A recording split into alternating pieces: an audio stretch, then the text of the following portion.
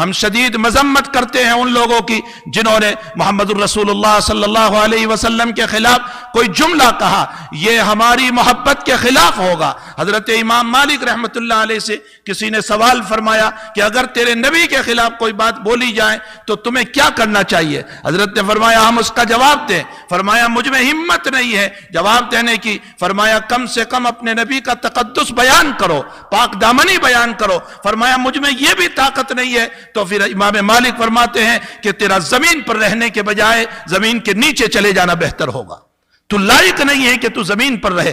ہمیں چاہیے کہ ایسے موقع پر ہم اپنے آقا صلی اللہ علیہ وسلم کے تقدس کو بیان کریں، آپ کی پاک دامنی کو بیان کریں، آپ کے علم کو بیان کریں، آپ کی اخلاقیت کو بیان کریں، آپ کی مبارک زندگی کو پیش کریں۔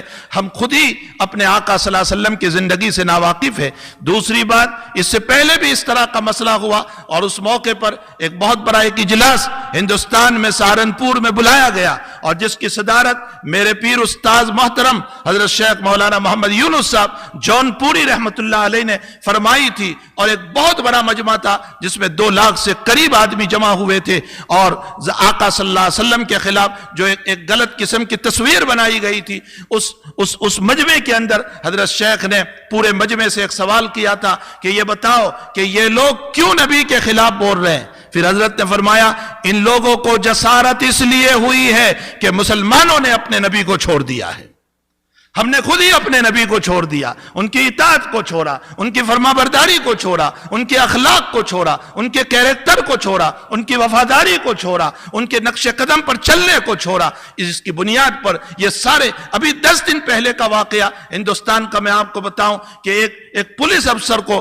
مجبور کیا گیا اس بات کے اوپر کہ اپنی داڑھی نکال دو، اگر تمہیں پولیس کے اندر رہنا ہو تو تمہیں داڑھی نکالنا پڑے گا۔ وہ بیچارہ کہنے لگا میری یہ داڑھی میرے نبی کی سنت ہے اور میرے اسلام کی یہ پہچان ہے، تو کورٹ اس کو یہ جواب دے رہی ہے کہ اسلام میں داڑھی رکھنا ضروری نہیں ہے۔ آپ بتائیے، اسلام میں داڑھی رکھنا ضروری ہے، واجب ہے، لیکن کورٹ کہاں سے بول رہی ہے؟ اس لیے کہ ہم ہی نے جب اپنے نبی کے چہرے کو چھوڑ دیا تو وہ یہ سمجھ بیٹھے ہیں کہ اسلام میں داڑھی رکھنا ضروری نہیں ہے۔ ایک سکھ جو گرو نانک کو مانتے ہیں، جو کوئی نبی نہیں ہے، لیکن ان کی اتباع اور ان کا اتنا زبردست فالو ہے کہ یہ جہاں جائیں گے ان کے چہرے پر ان کے سر پر امامہ ہوگا، ان کی اپنی داڑھی ہوگی۔ اللہ اکبر! ہمارے آقا سچے نبی، ہمارے آقا ہمارے آئیڈیل، ہمارا امام، ہمارا پیشوا، ہمارا رہبر، لیکن حقیقت یہ ہے کہ ہم اپنے نبی کے فالو آور نہیں رہے، اور ہم نے ایک غلط زندگی گزارنا شروع کیا۔ جب میری اور آپ کی زندگی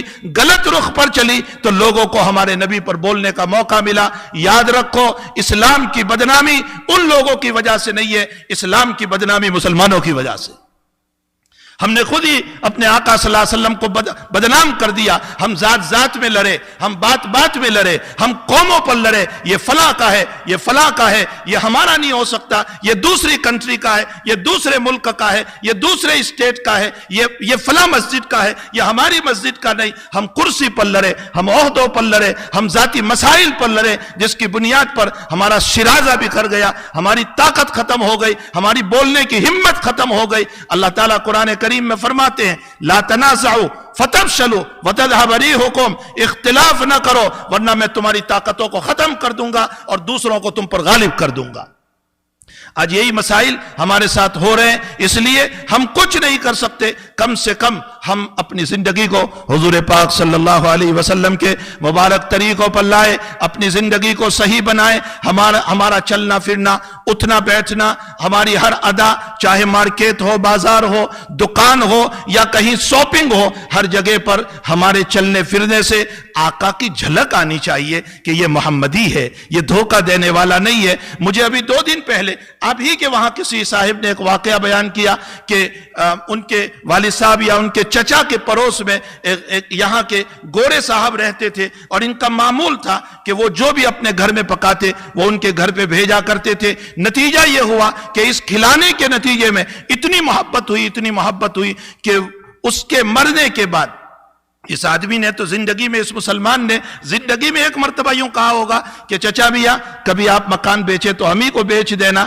لیکن اس کے انتقال اور اس کی موت کے بعد ان کے بچوں نے یہ کہا کہ میرا باپ یہ ول نامے میں اور وصیت نامے میں یہ لکھ گیا ہے کہ میں نے ان کی روٹی کھائی ہے، اس لیے میرا مکان بیچو، تو اسی مسلمان پڑوسی کو بیچنا، اور صرف بیچنا نہیں، جو عام ریٹ چلتا ہوگا اس سے 2 لاکھ کم کر کے ان کو دینا۔ بتائیے 2 روٹی کھانے والا یہ عیسائی جب اسلام کا اتنا تابع ہو سکتا ہے تو کیا محمد الرسول اللہ کے اخلاق پیش کریں گے تو ان کے دلوں میں ایمان نہیں اترے گا؟